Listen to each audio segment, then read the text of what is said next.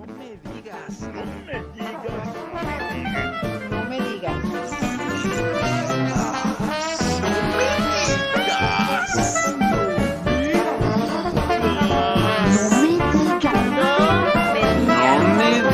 Café con sabor amargo.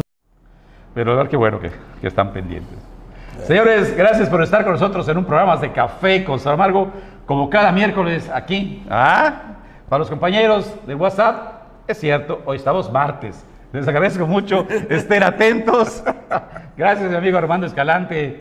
Gracias por estar siguiéndonos, y varios amigos que también sí nos siguen. Me da mucho gusto que gracias por seguirnos, de verdad, de corazón. Y hoy es martes, como cada martes, con don Luis Correa a las 10 a.m. Y don Luis, híjoles. Oye, por cierto, antes de eso, no sé si viste la semana pasada que hubo algún comentario. Le agradecemos. Agradecemos que estén pendientes y nos hagan las observaciones. Pero tuve que confesar que yo también me equivoqué. Sí. No, pero además, de verdad, sí les agradecemos mucho a la gente que nos da ¿cómo se llama? Que nos sigue, sus comentarios. Sí nos ayuda mucho, de verdad, sí nos ayuda mucho que nos digan los errores. Y sí los agradecemos, la verdad. Sí, gracias por estar pendiente. También lo que yo le decía, ¿sí?, a la persona que tuvo la amabilidad de hacernos un comentario fue que eso pasa cuando dos personas normales hacen un programa ¿sí? en vivo. No estamos con un guión. No hay escrito, no hay nada. teleprompter, no hay nada. Arrancamos la conversación entre nosotros y bueno, pues obviamente se barre. Y con la edad se barre más seguido. Oye, eso de que se barre, a ver, Luis, estuvo el presidente de la República el domingo. Se le barrió al presidente de la República y no dijo que el señor gobernador, pero yo no escuché que es el mejor gobernador del mundo mundial. ¿Qué está pasando? O sea, dices, oye, ¿será que la estadística no le dieron? O sea, yo creo que pasaron varias cosas. En primer lugar, al presidente le leen encuestas. Y estoy seguro que pues tiene ya el dato de que la presencia del gobernador Vila no es la misma hoy, o no es igualmente aprobada que meses anteriores, por un lado. Segundo, se vio profusamente el interés del aparato comunicacional del gobierno del Estado por difundir cualquier gesto de amabilidad al gobernador. Tercero, también hay un dato que se presenta de una manera para hacerlo entender así, y yo creo que tiene otra connotación. ¿A qué me refiero? El presidente vino principalmente a dos anuncios o a dos eventos, uno que tiene que ver con el gas y otro que tiene que ver con la planta de energía, ¿no?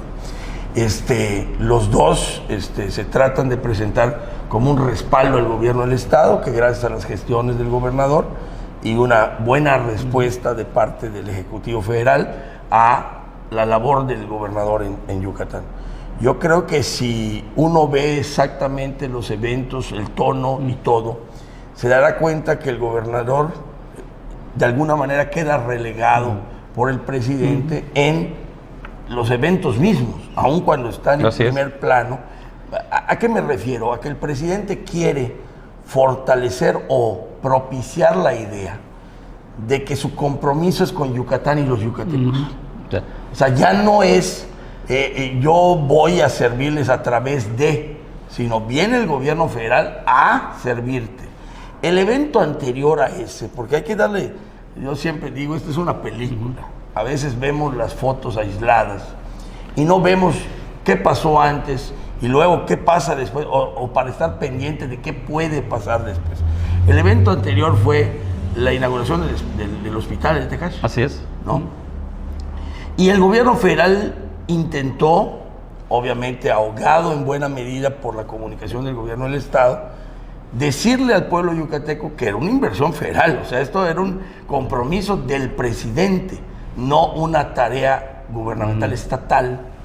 Siguiente evento relacionado con el gobierno federal viene a dos anuncios totalmente federales, o sea, totalmente del Ejecutivo Federal. Entonces, estamos viendo con mayor claridad el deseo del presidente, que de alguna manera lo anticipamos hace muchísimo tiempo, de entrar a ocupar el espacio territorial social de Yucatán con una presencia directamente del presidente. O sea, yo creo que en esta gira se empieza a ver la diferenciación de ese pasado que tú señalabas, de grandes amigos, que nosotros señalamos que eran amigos para la foto, pero no se traducía en un respaldo directo. Luego vimos el affair o el episodio donde el gobierno federal no respalda a Mauricio Vila en su paquete fiscal, en la creación del impuesto a la seguridad, o el comúnmente llamado impuesto a la seguridad, y ahora vemos una presencia directa del Ejecutivo Federal, que evidentemente tiene que incluir, o sea, no puede llegar a Yucatán y hacer una gira con autoridades locales ausentes. Bueno, de hecho el gobernador lo quisiera en materia de Mérida, pero no, o sea, no, es difícilmente de explicar un evento de una autoridad de otro orden que no invite o que no haga partícipe de ello a las autoridades locales correspondientes. Pero sí se empieza a ver un énfasis en distintas, o sea, hay que ligar las distintas cosas que suceden, ¿no? Ya no es la expresión jubilosa de aceptación y reconocimiento, ya no es una relación de colaboración directa entre gobiernos fructífera. Tenemos el pasado inmediato de la negativa del cobro del impuesto, y luego vemos que las obras son exclusivamente obras del gobierno federal. Entonces, yo creo que, la competencia política y gubernamental ya está arrancada. Yo decía desde antes, pero yo soy mal pensado y veo señales donde la mayor parte de la gente todavía no las ve. Bueno, ahora yo creo que las señales están más que claras. Yo creo que a eso principalmente se debe los matices que marcan una diferencia entre esta visita del presidente y las anteriores. Pero además, Luis, el problema de acá, la imagen del Mauricio ha bajado muchísimo. No solo dicen las encuestas, sino la gente. Las marchas que ha habido por la situación del impuesto le han pegado mucho, aunque él no lo quiera reconocer porque se queda callado. Pero el problema de los impuestos es real. La gente está muy molesta y no hay señales por parte de él que reaccione, Luis. Mira, yo lo he señalado en su oportunidad. No es gente que esté oyendo a la gente, no, el gobernador Vila y su gobierno. Yo he dicho con toda claridad que me parece que solo escucha a los que le dicen que no escuche. Así que yo tampoco espero que a las marchas las escuche. Bueno, por eso en lugar de desactivarse el movimiento, pues ha estado teniendo matices de más alto relieve. Pero mira, yo me iría al origen específico. El genérico es un gobierno divorciado del sentir de la sociedad. El genérico es un gobierno para unos y no para otros. El genérico es: yo tengo un gobierno que privilegia la imagen del gobernante y no la acción política o la acción gubernamental que genera bienes para satisfacer. Vámonos al tema específico de los cobros de los impuestos en este momento. Ya hicimos un programa, Gerardo, donde yo empecé incluso con parte de lo que algunos conocedores llaman la teoría política y demás, cuando yo hablé de que los impuestos pues nunca son algo agradable, ¿no? Es un tema difícil entre autoridad y gobernados, donde pues no hay otra manera de que el Ejecutivo o el poder específico obtenga recursos si no es mediante la exacción, o sea, el sacar dinero del bolsillo del ciudadano, que conceptualmente estamos obligados, aunque no nos agrade, porque es la manera de contribuir a que pueda funcionar una comunidad política, ¿no? Entonces el asunto de los impuestos no tiene por qué ser agradable. Puede ser más desagradable o menos desagradable, ¿no? ¿En cuándo es menos desagradable pagar impuestos? En primer lugar, cuando son proporcionales, cuando son equitativos, cuando son graduales en algunos casos o son mesurados a la hora de implementarse, cuando tú ves que la autoridad hace buen uso de esos recursos, cuando tú tienes una relación gobernado autoridad sana, cuando tú encuentras que la autoridad es servidor tuyo y no quien llegó a hacerse rico o a hacer uso lucrado económica o en materia de poder del ejercicio público. Bueno, entonces hay maneras de que ese impuesto sea menos desagradable, menos doloroso. Siempre pagar no es agradable. Nosotros quisiéramos ir a un restaurante y comer gratis, por ejemplo. Estaría más rica la comida, ¿no? Pero hay que pagar. Pero hombre, nos da gusto a veces pagar de lo buena que está la comida. Entonces aquí empieza el asunto, ¿no? Y para eso hay que entender también no solo la concepción originaria del impuesto en términos generales, de que es nuestra contribución obligada, por eso no se somete a votación el impuesto, por eso se llama impuesto, aunque genéricamente el término es contribuciones, porque como miembros de esta sociedad estamos obligados a contribuir a que el gobierno tenga recursos para darnos servicios que de manera individual no nos podemos dar. Esto lo he comentado antes y lo retomo desde ayer para decir, bueno, vamos a ver por qué hay el disgusto y cuál es el concepto del famoso impuesto a la seguridad, el comúnmente llamado impuesto a la seguridad, que ya mandó el Ejecutivo la iniciativa para que se derogue. Ok, bueno, pero para entender o tratar de entender cómo piensa el Ejecutivo estatal y por qué provoca las reacciones que provoca, vamos a analizarlo. O sea, yo te propongo que entremos un poquito más a detalle. En primer lugar, como yo he dicho en otras ocasiones, resulta que se quería gravar algo que es una función primigenia de la autoridad, de toda autoridad y específicamente del gobierno del Estado. Entonces, que él me diga que necesita dinero para seguridad, quiere decir que el recurso que tiene lo está usando en otras cosas.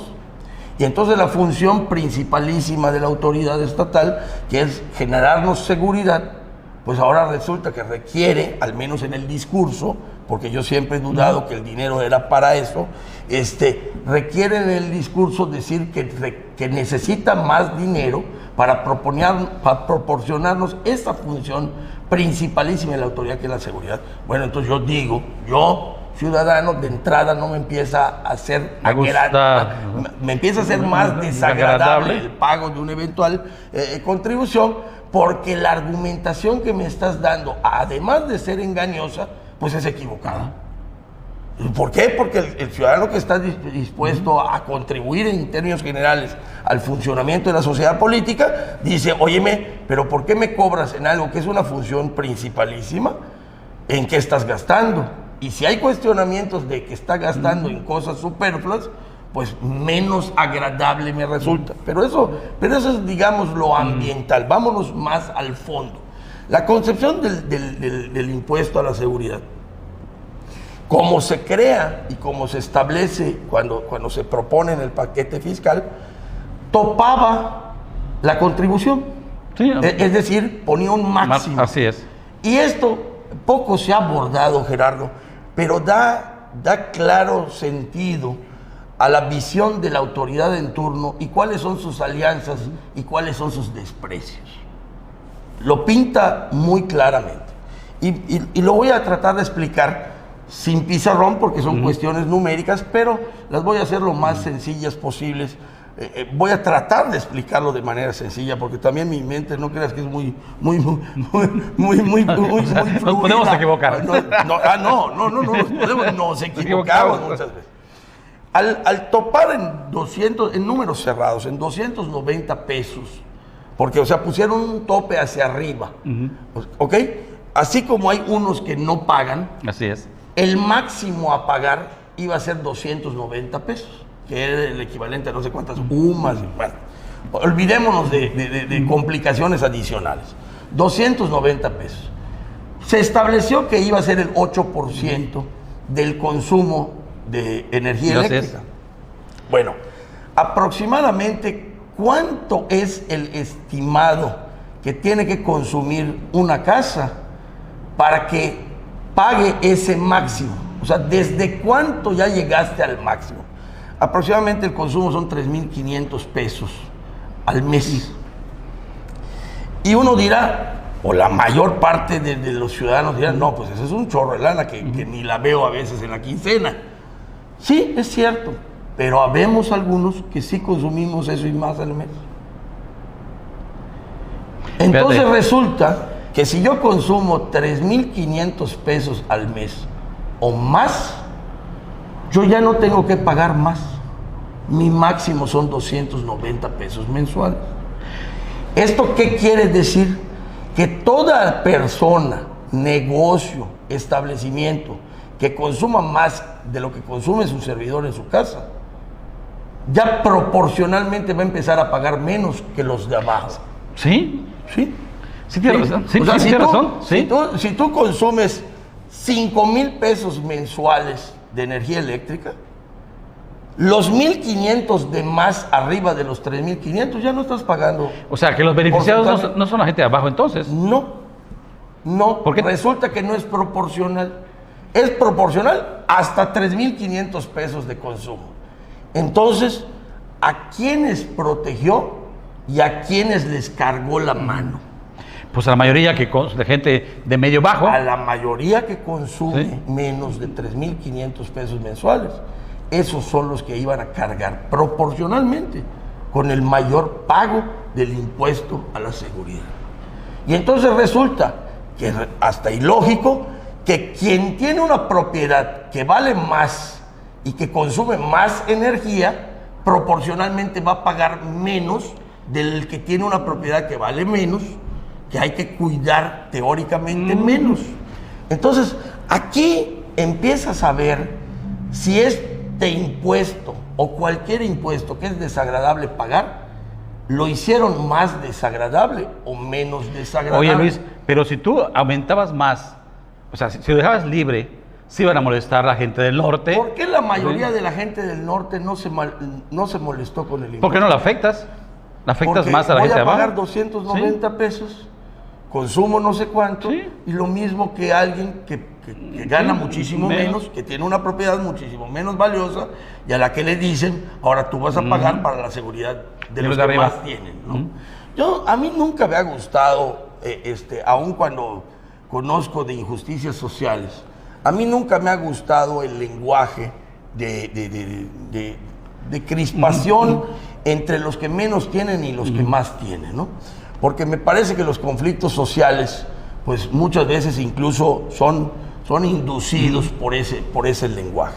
Pero acá hay una realidad aritmética de un criterio gubernamental que curiosamente fue pactado con la gente que más tiene, con los representantes empresariales. Sí, pues el Consejo. Porque el Consejo Ciudadano. Y entonces uno empieza a decir, oye, ¿por qué le aprobaron al gobernador esta iniciativa? Porque resulta que a los que menos afectaba era a ellos. Y entonces cuando usan eso de que, híjole, yo te digo, asustan con el petate el muerto. Cuando dice el gobernador en los círculos de conversación, es que me tienen que respaldar porque si no le vamos a abrir la puerta a Morena. Pues resulta que la puerta a Morena, la puerta grande, se le está abriendo él, porque de alguna manera el argumento para que los que menos tienen y menos pueden estén más molestos son los criterios que él usa para implementar sus políticas públicas, ¿no? A ver, si resulta que el que consuma arriba de lo que consume en la casa tu servidor, ya va a pagar menos proporcionalmente que quien tiene un menor precio, menor valor de su casa, menos recursos, menos ingresos y todo, pues entonces el que está agraviando no proporcionalmente, no haciendo una colaboración proporcional del recurso que se necesita para una política pública de seguridad, dice él, pues resulta que el criterio es más desagradable. Por eso el ciudadano que menos tiene se siente tan agraviado por esta creación de impuestos y cargos o contribuciones en términos generales. Por eso el que más tiene, menos le importó eso, porque resulta que también es el que más valora la seguridad, sobre todo de sus bienes, ¿no? Están dispuestos a pagar. Claro, Hombre, ¿cómo 290? no van a pagar 290 pesos al mes si muchos de ellos pagan seguridad privada? Así es. ¿no? Sí, ¿Cuántos no tienen vigilantes en sus casas? E incluso las cámaras, escoltas, todo, así es. incluso escoltas, algunos de ellos. Entonces, a ver, yo no soy, te digo, de alentar el discurso del conflicto social, pero creo que tenemos que ser conscientes todos que no debemos agravar la convivencia de la sociedad. No solo grabar en dinero, agravar, o sea, ponerlo más compleja y más difícil. Si en el actuar de todos lo que estamos haciendo es darle razones incluso para el rencor a los que son más en número, pero tienen menos en recursos, pues estamos complicando la convivencia social y estamos fortaleciendo el discurso, perdónenme, que llevó a Andrés Manuel López Obrador a la presidencia, que él hablaba del contubernio del poder político con el poder económico en contra de los menos favorecidos. A ver, esto no es la síntesis de la creación del impuesto a la seguridad. El contubernio del poder político con el poder económico en contra de los menos favorecidos. Si esto no es así, híjole, pues entonces yo ya no entiendo nada. Pero si esto es así, creo que más gente debiera entender que no estamos por el camino correcto. Entonces, por eso es que la gente... Y mira, pasan cosas que yo no sé si son simpáticas o altamente desagradables. De repente, conversando de estos temas, hablo con un defensor del gobierno del Estado, que como muchos me dicen, oye, es que tú le cargas la mano a Vila, etcétera, etcétera, ¿no? Y cuando yo le explico estas cosas, me dice, óyeme, pero eso no lo entiende la gente. Cuando yo oigo esa expresión, me preocupan dos cosas. En primer lugar, creo que están pensando que la gente tiene menor talento del que la sociedad tiene. O sea, piensan que son niños que con un caramelo que les tiren ya resolvieron todo, ¿no? Por un lado, o sea, ¿cómo conciben la capacidad de la gente? Yo estoy seguro que no son muchos los que lo pueden explicar así, que no es lo mismo. La otra parte, en primer lugar, sí lo entienden, y si no lo lograran poder explicar, sí lo sienten. Y esa es la otra parte que también me preocupa. Te digo, no sé si es hasta irrisorio de ver que haya gente que piense eso. Porque en la función pública vale gorro si lo entienden o no. Tú tienes un deber. Tú debes hacer bien las cosas, independientemente que la gente las entienda o no. ¿Me entiendes? O sea, si llegáramos al extremo de, como no lo entienden y no lo saben valorar, pues no lo hago. Híjole, es una grave irresponsabilidad. Pero no, en este caso, se habla de que o no lo entienden, porque no lo pueden explicar, pero sí lo sienten. Porque finalmente el ciudadano que tiene limitados ingresos, tiene limitados valores y que va a pagar, no tiene que entender si le cobraron de más a él o a otro. Simple y sencillamente no se ajusta ese exceso de pago a su ingreso y le disgusta. Entonces finalmente el ciudadano siente. Pero hombre, claro, estamos hablando de un mal criterio que agrava la percepción de que el impuesto es desagradable pagarlo, de algo que se va a derogar. Parece ser. Y se va a derogar en buena medida porque se tenía que suspender este año. Y el próximo año ya estaba pactado con los empresarios, por eso se dilató el cobro vía el impuesto a las nóminas. Pero hay algo que sigue causando revuelo o disgusto entre la gente, que es el reemplacamiento. Mira, yo quiero recordar, porque no digan, oye, ya cambiaste tu posición, ya lo dije varias veces. La vez anterior, en el gobierno de Rolando Zapata, cuando hubo el reemplacamiento, yo me manifesté públicamente que me parecía necesario. La verdad, pagar no es agradable, pero que veníamos de una etapa donde el emplacamiento en general pues estaba muy desordenado en Mérida, porque yo conozco a mucha gente, a muchos amigos incluso que fueron a emplacar a otros estados, específicamente Campeche y Quintana Roo, porque en esos estados no tenían que pagar tenencia. Y entonces, por el asunto de la tenencia, fijaron su domicilio para efectos del vehículo en otro estado, ¿no? Entonces, todo el que pudo hacer, emplacó en padrones vehiculares que distan mucho de ser serios. Con respeto de los otros estados vecinos, pero se habla mucho de muchas irregularidades a la hora de la integración de su padrón vehicular. Bueno, por eso en ese momento dije, a ver, entendamos que no es nada más un nuevo cobro, sino es en aras de saber ¿cómo está? De que la autoridad sepa quién transita junto a mí. Bueno, se hizo el padrón, o sea, se corrigió el padrón vehicular, se aumentó el número de emplacamiento en Mérida, etcétera, etcétera. Llegamos a 3 años después, y después de toda la crítica panista en contra, hoy un gobierno que emana de Acción Nacional intenta poner el emplacamiento. Y el argumento es el mismo, ¿no? Se necesita un padrón confiable. Lo primero que a mí me llamó la atención de lo del emplacamiento, cuando fue agudizándose la discusión y el disgusto, es ver al secretario de Seguridad Pública que, pues, por su responsabilidad, siempre se ha cuidado que no entre a debates comunicacionales. Creo que los que lo han asesorado bien en esa materia a lo largo de varias gestiones al frente de la policía en el Estado, y nunca ha incurrido en dimes y diretes, porque eso vulnera incluso la figura institucional del secretario.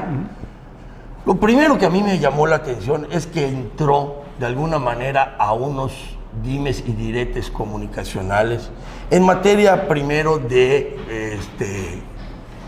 ámbito territorial de responsabilidad entre la policía estatal y la policía municipal, y luego que nos dice algo específicamente, para ubicarlo en el tema de reemplacamiento, que hay 100,000 vehículos foráneos con placas foráneas, incluso vencidas, que hacen necesario el reemplacamiento. Y entonces allá es donde digo, híjole, yo no le veía ese tipo de declaraciones a mi tocayo Saidén. Me parece que la circunstancia lo obligó a hacerlo, no quiero decir más que lo motivó, pero quiero entrar al argumento.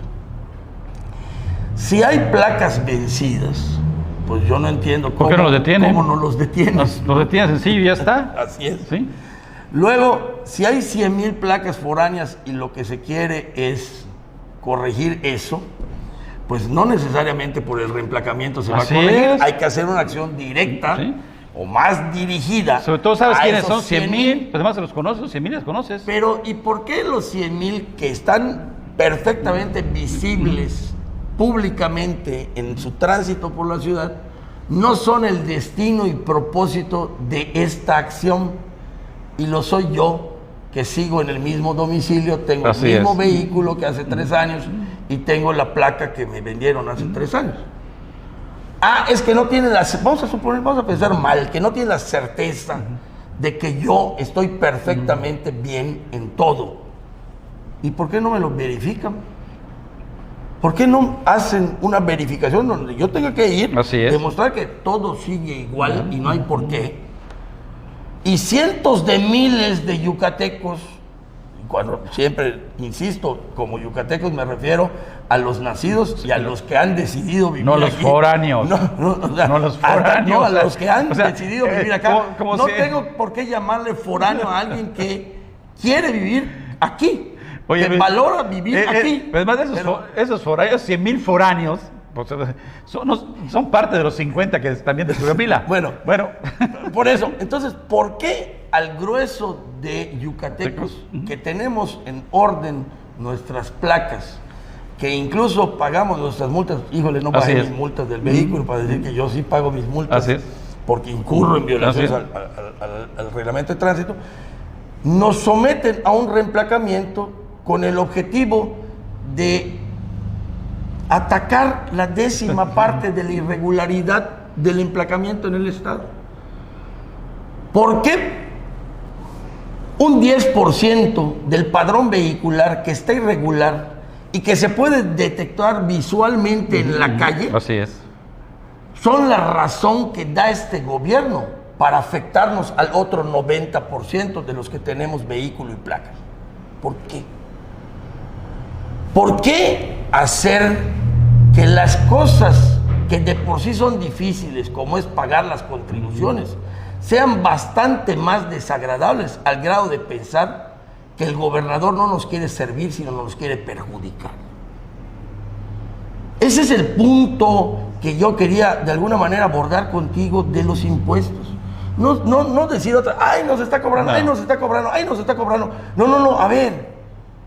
Yo estoy consciente que tenemos que pagar contribuciones, porque si no, no habría sociedad política o no habría gobierno encargado de producir unos bienes y servicios que necesitamos todos los que vivimos en una comunidad. Eso lo entiendo. La pregunta que me hago y hago públicamente es si este gobierno entiende que el dolor de pagar contribuciones lo debe reducir dando justificaciones claras y realmente sustentadas, o debe agravarlo, no escuchando y agraviando más al ciudadano que paga contribuciones. A mí me parece que es lo segundo. Y frente a lo segundo, y aún a sabiendas o con la convicción personal que ojalá y estuviera equivocado, de que el gobernador no escucha a nadie, y mucho menos al pueblo, ojalá tomara la decisión de echar para atrás el reemplacamiento y dirigirlo únicamente a los que están de manera irregular. Y a los demás que estamos regularizados en materia de emplacamiento, si quiere, que nos verifique por una módica cuota y no por un nuevo emplacamiento cuando estamos derechos. Señores, don Luis Correa, hasta la próxima. No me digas. No me digas.